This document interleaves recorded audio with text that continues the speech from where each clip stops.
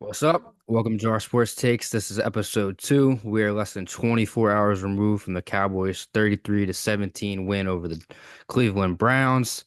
And, there's a lot to go over in this game defensively, offensively, special teams. All three phases showed up on Sunday and they looked amazing. I mean, from after the first series, after they struggled, after a holding penalty, went three and out. After that, they got the ball rolling on offense. They looked good.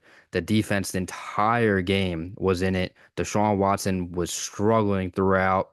Nothing was open. It's just all around great performance. It's only week one, but you couldn't have asked for a better performance, for them to come out in Cleveland and perform.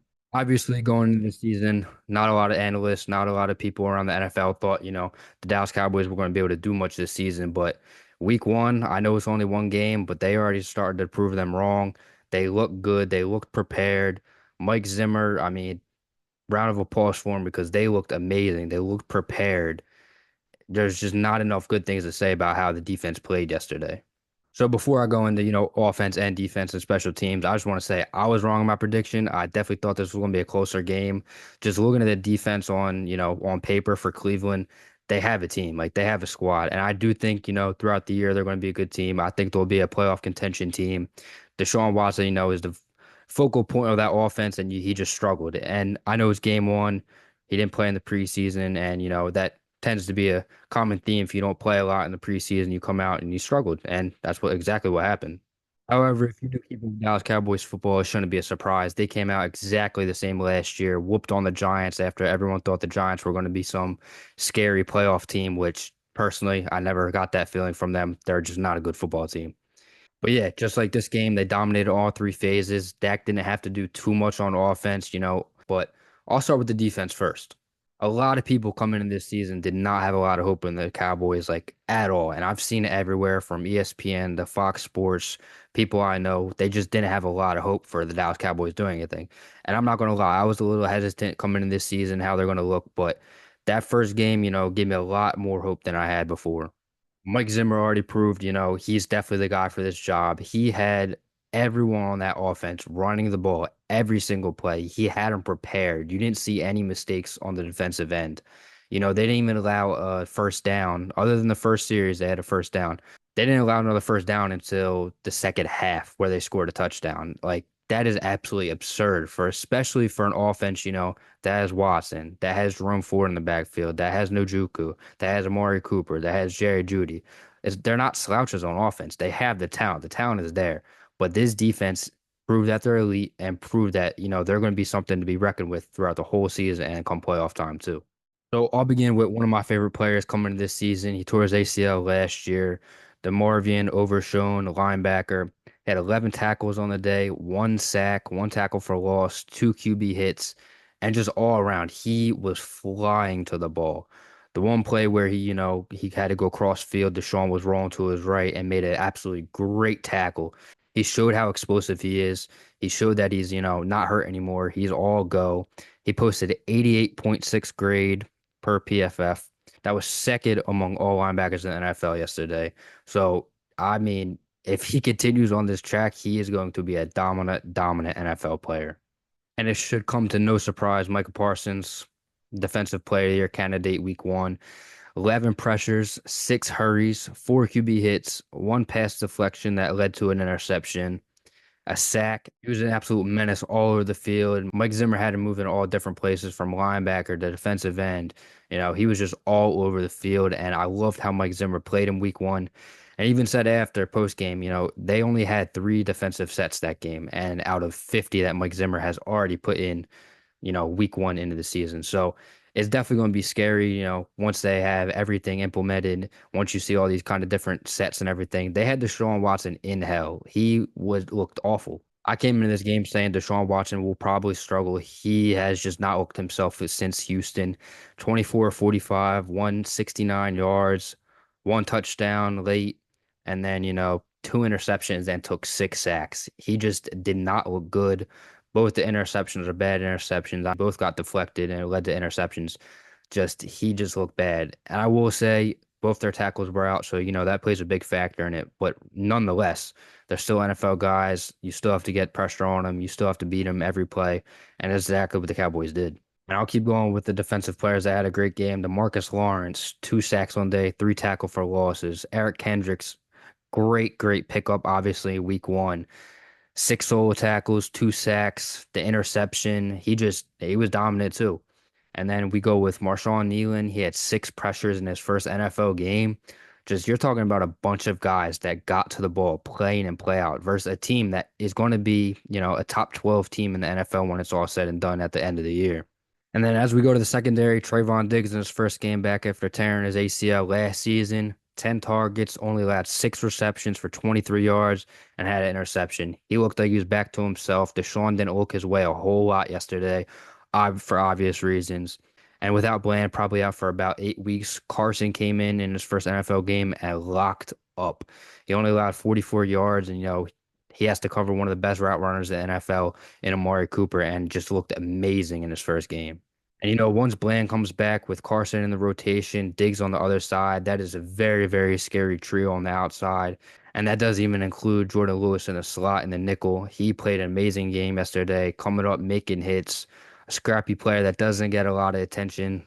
And yeah, the score obviously doesn't indicate how bad the Dallas Cowboys beat up the Cleveland Browns. That late touchdown in the fourth quarter, obviously, makes it not look as bad for Cleveland, but the defense played an absolute hell of a game. They're going to have a test this week against New Orleans, who absolutely beat up on the Carolina Panthers. Derek Carr had 3 touchdowns. He looked very good in his first game this season in New Orleans. And now going to the offensive side, I mean, I personally wanted to see more out of him, but when you're up that many points, the game plan changes. You try to run the ball, you're not running your whole playbook, you're not being as aggressive. So I understand not opening it up, trying to just put up as many points as possible when you don't need to. So I understand that point.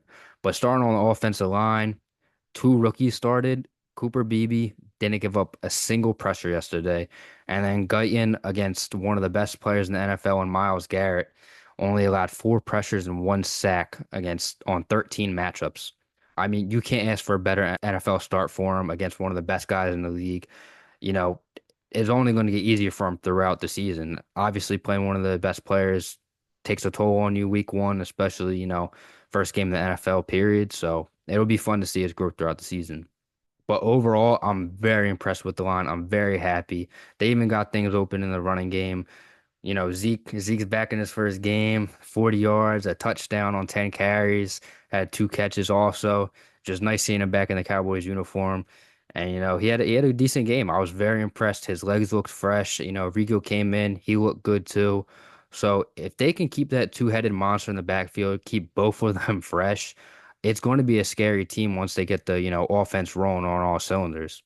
And before I touch on Dak in the passing game, Ferguson, went down. I thought he popped something. I thought he tore something. I thought it was going to be a very bad injury. But, they just came out and said it's going to be a week to week with a sprain and a bone bruise, if I'm not mistaken. So definitely great news. Like I said in the last video, he's going to be one of the best tight ends this year. I'm very excited to see what he can do this season, especially once he's, fully healthy. If he sits out this week, probably a good thing. Let him rest for until Baltimore. And now talking about the $240 million man in Dak Prescott, got his contract hours before kickoff. Love to hear it. I was ecstatic once I saw the news. Much deserved, even though people will tell you that he isn't. Top 5 quarterback. Watch the film, look at the numbers. Ain't more much to say about that.